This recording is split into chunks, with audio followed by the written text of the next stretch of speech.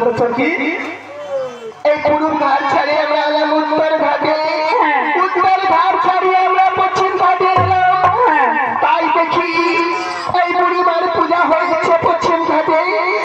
সে পশ্চিম ঘাটে আমরা চান করবো না, আমরা ওই দক্ষিণ ঘাটে, পশ্চিম ঘাটে ছাড়িয়ে আমরা দক্ষিণ ঘাটে